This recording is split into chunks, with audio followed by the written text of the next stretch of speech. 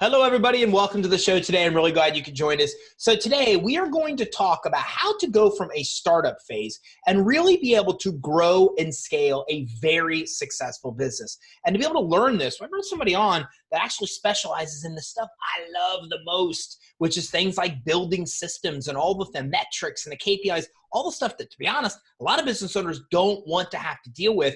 And they've actually created a really cool way where it's kind of done for you. So I wanted to bring Rachel on today to teach us how to effectively go from startup phase to start and grow an extremely successful business. So with us today is Rachel Haley. Now, Rachel has worked in the finance and tech industry for the past 10 years. You know, we're not going to get along really well. Okay, and Rachel started her career at Hall Capital Partners in the portfolio management group, focusing on portfolio management, market analysis, and financial modeling, all the stuff that I love. And after Hall Capital, Rachel moved to Salesforce to work in the finance and strategic department there, the strategy department.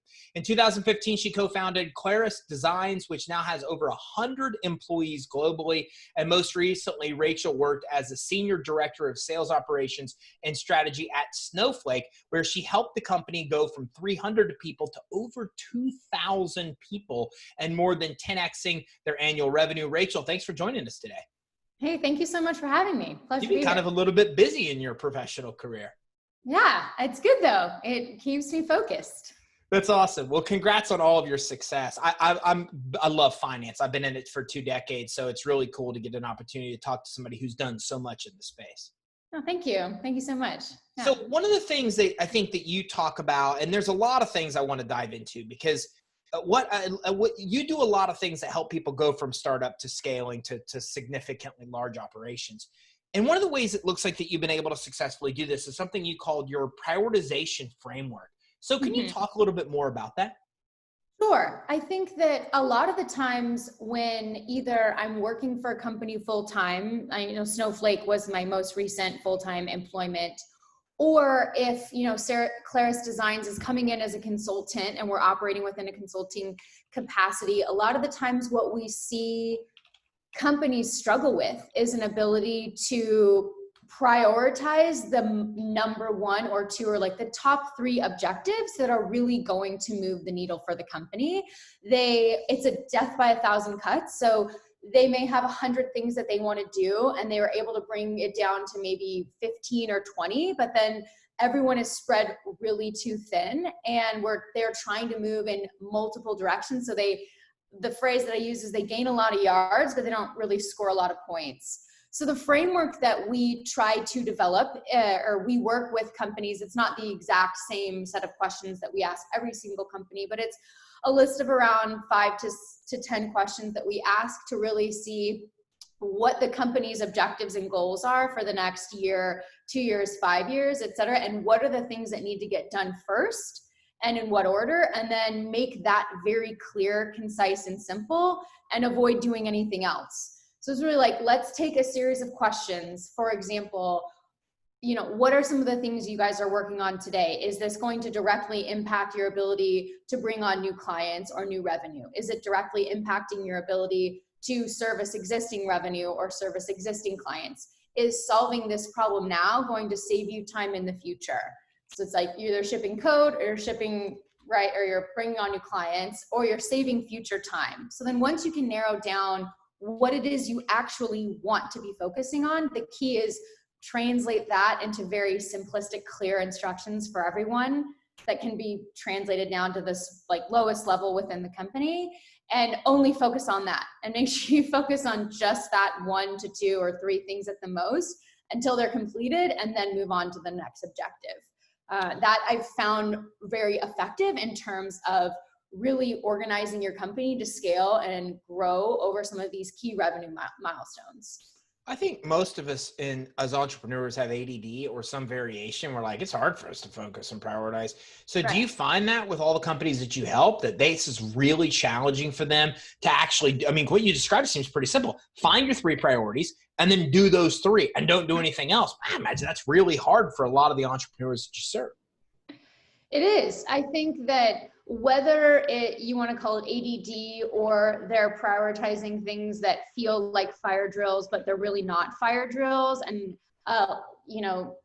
lack of focus or attention span is always shorter than we think. And like, there's just too many things on someone's plate. I think that, yeah, that happens a lot. The biggest thing that I see is executives are, this happens at smaller companies actually. Executives are afraid to delegate a lot of their workload to their senior leadership team or any of their team.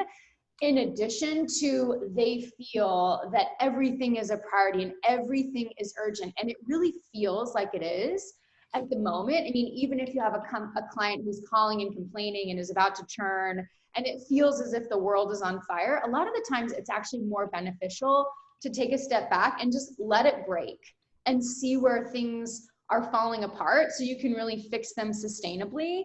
And that can be part of the prioritization framework to see what is it that's really working well, what do we need to ensure is a seamless process so we can scale to bring on 10 clients per week, and then 20 clients a week, and then 100, et cetera. So I think, yes, the ADD element is very common, in addition to like a fear of letting go of control. Yeah, and I see that a lot too. What I see a lot of startups do is that they come in, and I don't serve them like you do. We help a lot of them get financing.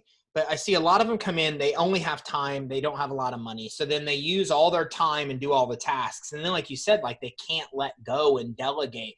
So what do you do? And then they get stuck because a lot of them, some of them never get past that, Rachel. I mean, like their ceiling is as much work as they could do because they never get to a point where they could delegate, because then they think they're the only one that could do the task at that level. How do you get past that cycle? Man, everybody seems to get in that cycle when they start a business.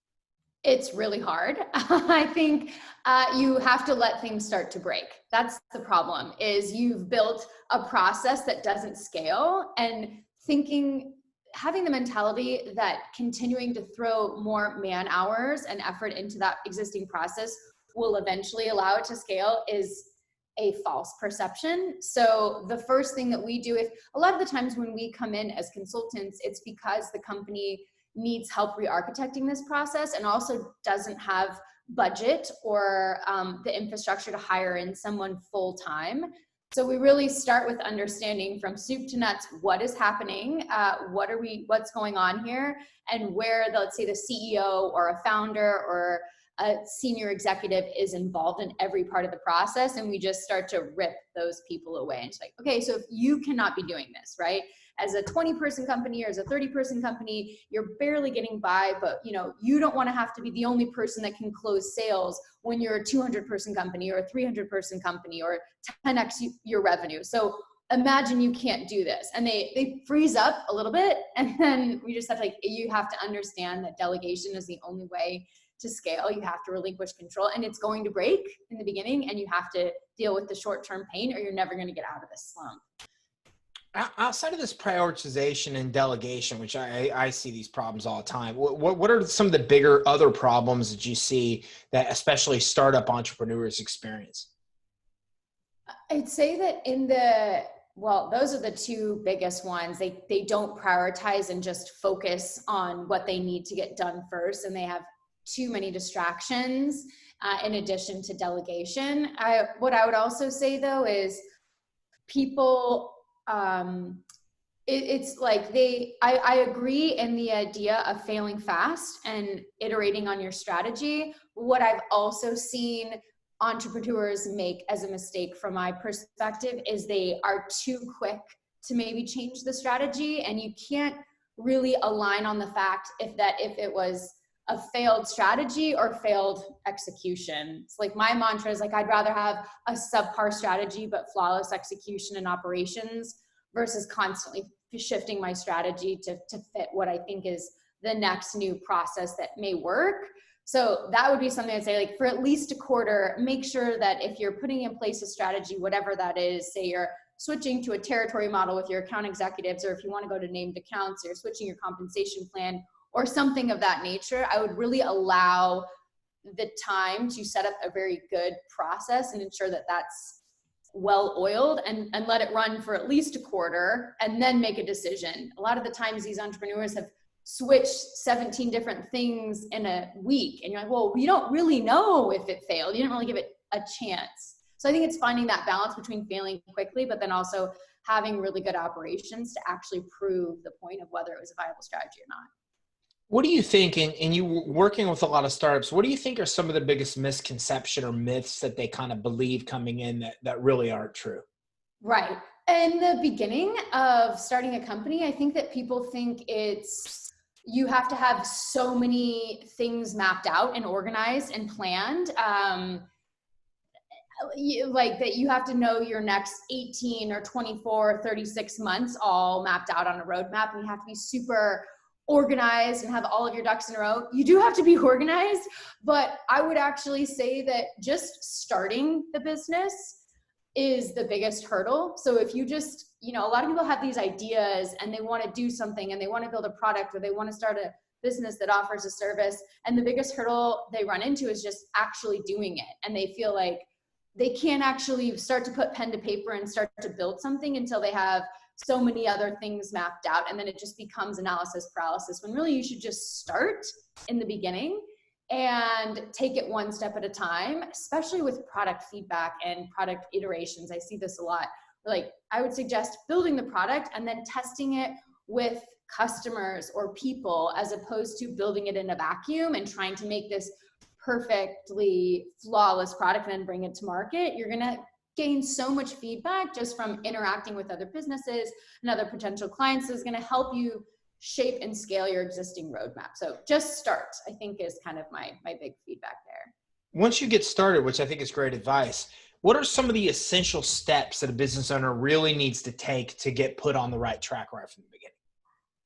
Yeah, that's a good question. I would say the number one thing I tell people is always prioritize the personnel within your company, no matter how small you are. I would say that is the number one reason why, I failed in my personal experience as an entrepreneur or in working as a full-time employee. The times when I didn't put more priority into figuring out who was my colleague or who was my co-founder, what people I wanted to hire, what was the hiring profile that we were looking for, what are the qualities and characteristics that we want to bring on in terms of people and how we want to grow and shape the team. Really making sure that you map that out and you figure out who you're working with, and that these people are people you could spend a significant amount of time with.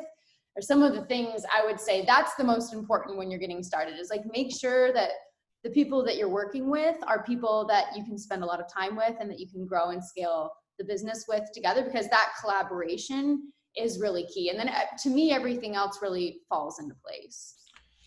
How do you find those people? I would imagine, I think you have a co-founder, a COO, et cetera. Did you find them along the way of your journey of other endeavors that you've had? It seems like that's where a lot of people come from. And where can I want to know that. And I also like to know, like, where do other people go to find the right people to get on the bus? Right. That is also the $1 million question. So I was fortunate. My co-founder and I, we actually met at a finance class in college. And so we met there and we stayed really close friends. And the story behind our business is he was working at an ad tech firm where he was setting up a business intelligence department or team. And at the same time, I was working at Salesforce in the finance and strategy department. And we both simultaneously started to answer questions in our network for people who were moving into small companies at the time and needed questions answered on like how to automate this in your sales funnel, or how do you actually build this application on Salesforce. And for him, my co-founder, Greg Daly, it was questions along the lines of, I have $1, do I invest it in hiring more salespeople, more SDRs, marketing? If it's marketing, what marketing channels do we use, et cetera. And he was building, analytics and models around answering those questions. And we figured we should just come together and start a business. So I was lucky in the sense that I had known Greg for many years prior to that. And we had also had really unique, diverse experiences to bring to the table. But I would say in general, networking is key. Going to events, going to meetups. If you live in a city that doesn't necessarily have that startup type ecosystem or culture, finding these in other cities, or even starting your own, given our current economic environment and the state of the world, remote interactions and networking is much more common. So I would say try to get plugged into as many groups that you find in LinkedIn, following people that you find inspirational who are other entrepreneurs, and just sort of put yourself out there and network as best you can. And always sort of have in the back of your mind that this could be, this could be someone that you could work with someday. It's sort of like always be in recruiting mode, because whether you're looking to start a business or you're eventually going to be in a position where you need to hire several people at one point in time, having that pipeline is so helpful. It prevents a lot of pain. I can tell you that much from experience of failing.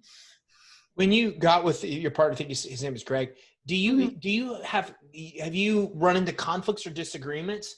And if so, like, how do you overcome those? Because I mean, I hear both sides of it. Like, my COO is a badass. Like, she's wicked awesome. And I'm so blessed to have a chance to work with her. And we had conflict in the beginning, and then we kind of figured out how each other worked. And we've been like seamless since for many years. But then I have these stories, Rachel, you hear them too, people that get into a partnership and it goes really bad. So when you have disagreements, how do you overcome those? Right. I think a lot of startups actually fail, from what I've heard, through or as a result of co-founder miscommunication and disagreement.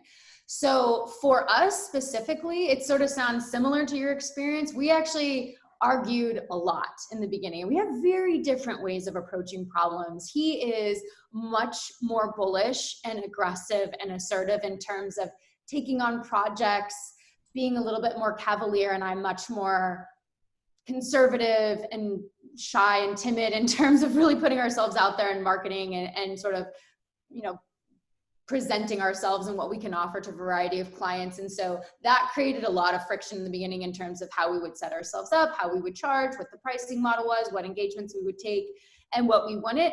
And we actually sought executive coaching, which we were fortunate enough to have a network of people who offered it to us at a very reasonable price. So we were able to work through a lot of our communication flaws that way. But it was basically like therapy for co-founders. And we had to really break down a lot of the fundamentals in our communication styles and explain where the other person was coming from. And then it got a lot better.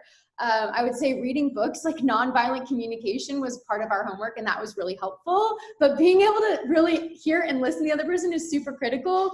So when you realize that you're getting triggered or you're feeling heated, to take a step back, to kind of bring it down and understand, well, okay, what am I missing? What we both want the same goal, right? We both want this project or company or et cetera to be successful.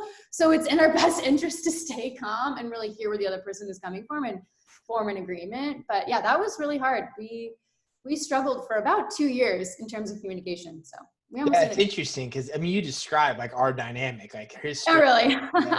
But I'm going to tell her now when I talk to her, I'll be like, we should do therapy. I'm going to no, it's not unheard of. It sounds a little bizarre at first, but then it's not. I've actually heard it before. Heard it's ridiculously effective as well. It's so effective because now you have these little tools that you learn in these workshops, and you're like, I understand where you're coming from. However, when you say this, I feel, and you're like, it actually helps. It sounds cliche, but it actually really helps communication. No, it's very true. And like with her, the big thing was I always talk in a I feel sense. And she always talks in a show me visual sense, right? And so if people don't understand with communications, that's a problem. Because they'd be like, hey, I feel like this is going on. She'd be like, show me. I'm like, why are you questioning me, right? Right. Just the way her brain works, like she needs to visually see to understand. And so you're very spot on. Like that dynamic of people that listen through an auditory or learn through an auditory versus visual and the differences they have, it's when you break that down, it's really astonishing how much miscommunication we have.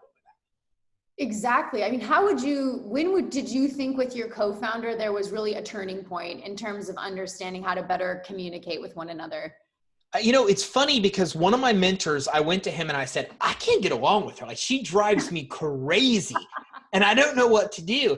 And he just said something that was so common sense to me. I can't believe I didn't think about it. He goes, you do know you are completely different people and you see things completely differently. And what you need to do is recognize that she's different and then value her perspective as being different than your own. And I walked away from him. I'm like, whoa, That's so true. And then I really realized that like she's my yin to yang, you know, like she saw things I didn't see. I saw things she didn't see. And then when we were able to combine that to one thing, we could all, it's like we had, you know, perfect vision because we together could see all the things, whereas apart we couldn't. And that's, I mean, it's the easiest way to describe it. I mean, how about for you? Yeah, that was, it was also very, very similar. Actually, I'm going to steal what you just said in terms of those complementary attributes and the yin and the yang kind of perspective.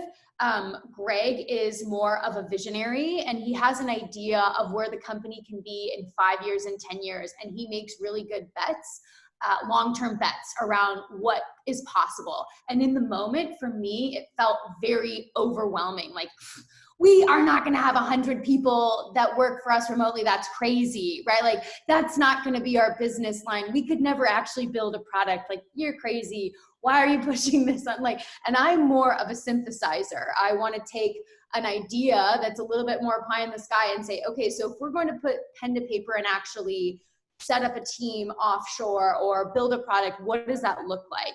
We don't have engineers. Let's hire a design and dev team. We don't have any people living in the Philippines that we know yet that can help us with recruiting. Let's find somebody there. Let's go there. Let's visit it. Let's set up the actual process and the operations behind making your idea a reality. And once we realized that we were so complementary, similar to what you were saying, and that we actually had the same goals, we were just very different in terms of our communication style as well. He's a lot more like direct, curt, and to the point, and I require a little softer communication style from my own parents.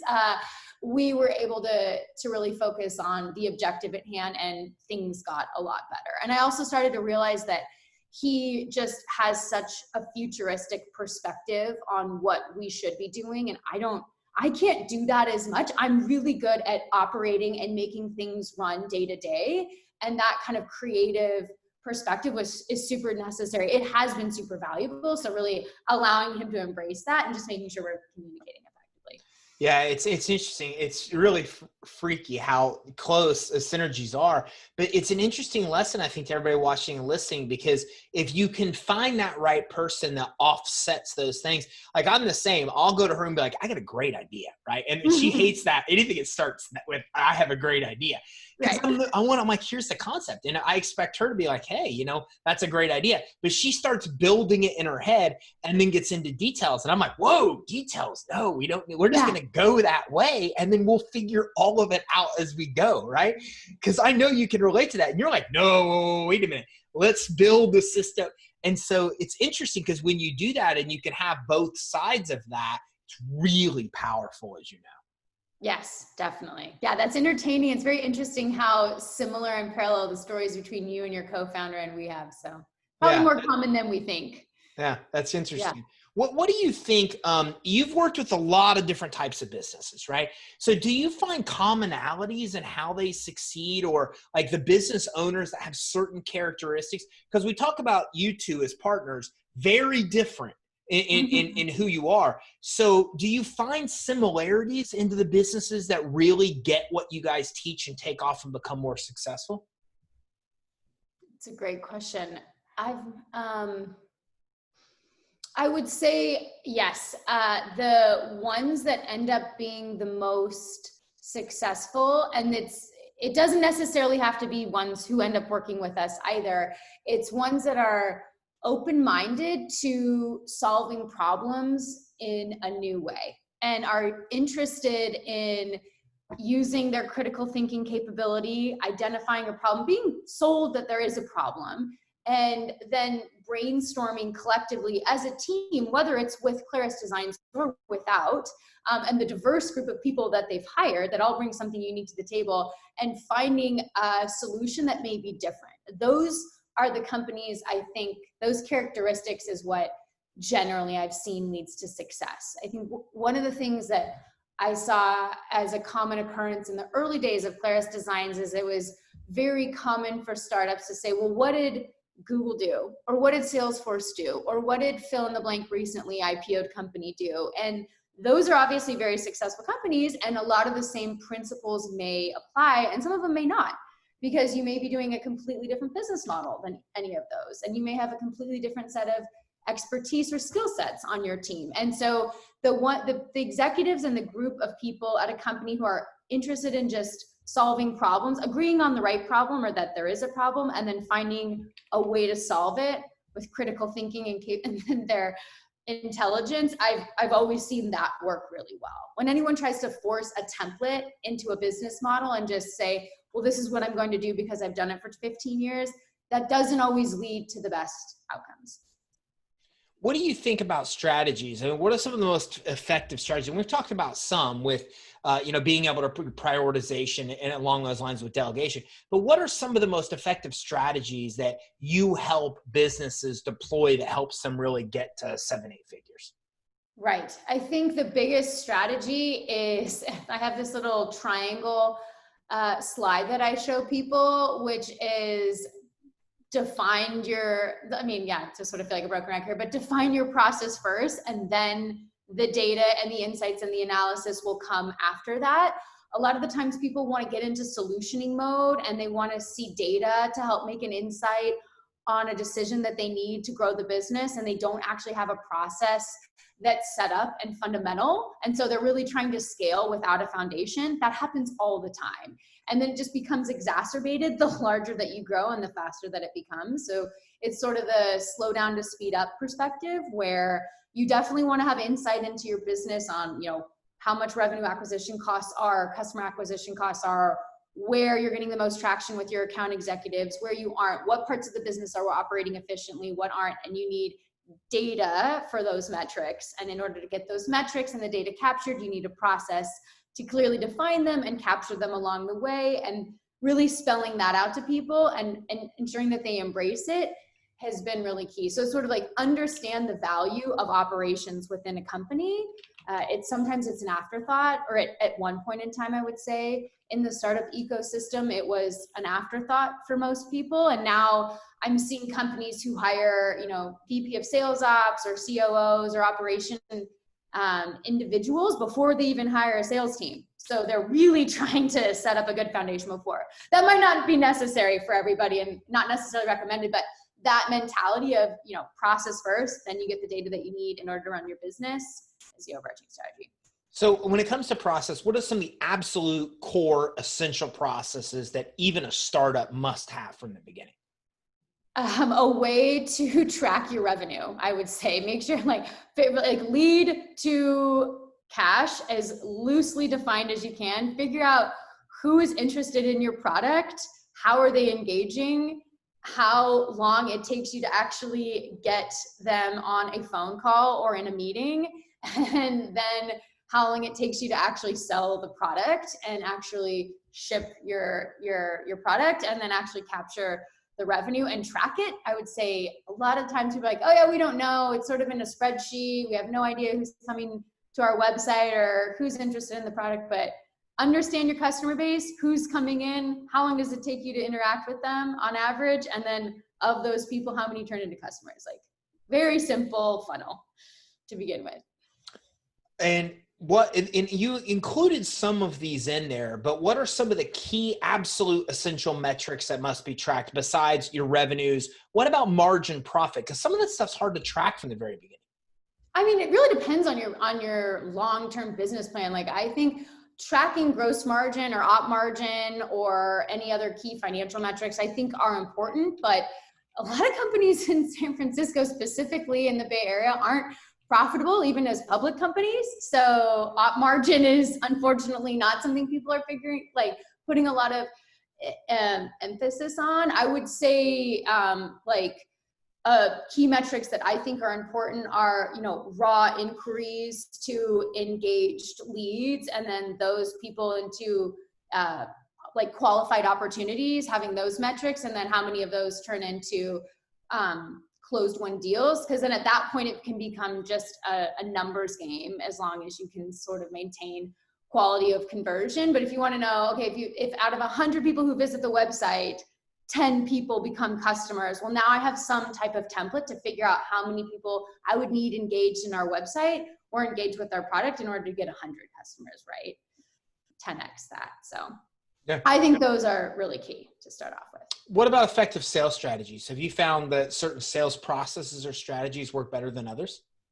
It really depends on the market that you're operating within, or your target market. So I would say, for example, what's the segment that your product is selling into? So if you're selling large enterprise deals that are 7-8 figure deals that take 9 months or a year or 16 months to close, I would say, the traditional medic or medpic value-based selling, where you make sure that you have all key players involved and you're sending over a pitch deck, and that you are very methodical about it, and that you engage everybody, and that you really prove the value of your product to key stakeholders at that business, is very effective.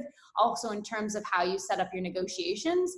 But if you're working in an SMB space and your average selling price is, maybe $3,000, it's more about like how quickly you can follow up with people once they show engagement, and then get them using the product really quickly. So it's less about positioning it as a value platform and really making sure that every executive in the company is bought on to what you're pitching. It's more like getting them using the product quickly and then upselling. So I found that it's not really a one size fits all question. It really depends on the segment within which you're operating. Same thing with marketing. Do you find certain marketing strategies work better than others?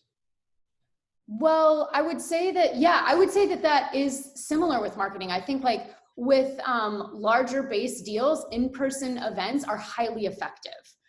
When you're trying to sell a 10-figure deal to a company like United Airlines or Coca-Cola, being able to get someone to come to a booth at a large conference is much more effective than content marketing or a drip campaign or just banner ads. But if you have, again, you're operating within the SMB space, making sure that you have retargeted ads and that you can, track people's behavior and user engagement. It's really just like, how many people can we really pull into our website? That's much more effective, because it's, once they get engaged and can start using the product, ideally they buy. It's for a smaller amount. But I would find that those strategies are really effective for SMB, SMB markets, whereas, for enterprise face-to-face interaction, I've found been very effective. What about building a loyal customer base? You have some insight there of how you guys have and how you've helped other companies really improve retention and build a really loyal following of customers?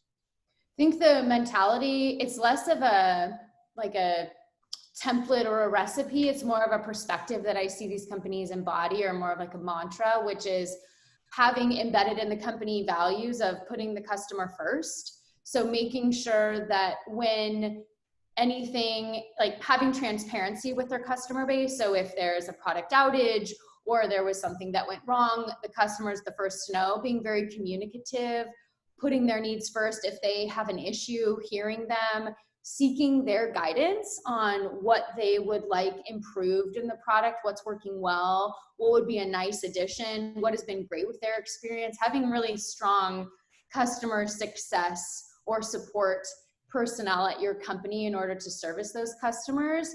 And just basically building everything within your company around how can we always put our customer first? Are we doing what's best for our customer? I've seen very strong, loyal customer bases there that will just never churn or deviate to a competitive product, even if maybe it's slightly cheaper, because they really have enjoyed and feel valued, and not just an additional number, but part of the company's extended family. Rachel, this has been enlightening. I love talking to like-minded people. It's been a blast. I've had so much fun chatting with you today. Where can everybody go to be able to learn more about you? And what else do you think they should know before we wrap up that maybe I haven't had a chance to ask you already? Oh, good.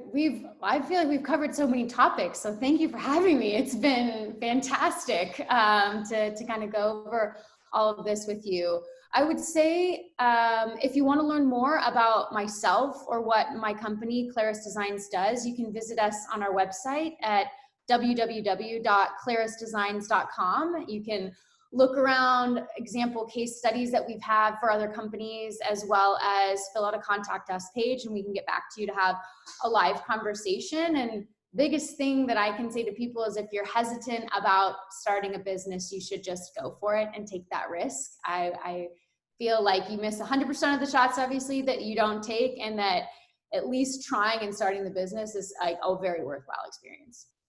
Awesome. Thanks for coming on with us today. Hey, thank you so much for having me. So everybody, make sure that you go check out clarusdesigns.com. There's so much great information there. And what I love about Rachel and what she's doing, first of all, you're a rock star, right? I mean, so many cool things that she's been able to do in so many different organizations.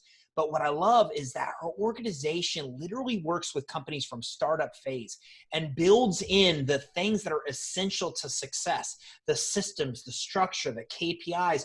I got to be honest with you, like it puts startups light speed ahead of anybody else, because this is the stuff that usually causes disaster. It's what usually causes failure, not having the stuff in place. And to be honest with you, a lot of the stuff we don't want to do as entrepreneurs. A lot of us, as we start, we're not that detail oriented. I find in a lot of cases. And when you don't do those things, then it's a much harder road to success than if you do the things. So Clarus Designs help you right from the beginning, do the right things, put in the right systems, monitor the right KPIs, so you can achieve massive success way faster than many other companies in your space. As a matter of fact, you're going to succeed when others are just failing because they don't have those things in place. So many cool things you can find on their website. Make sure you check it out, clarusdesigns.com. It's CLARUS designs.com. Check it out and get some really cool knowledge to be able to grow and scale your business. Thanks everybody for tuning in. Have a great day.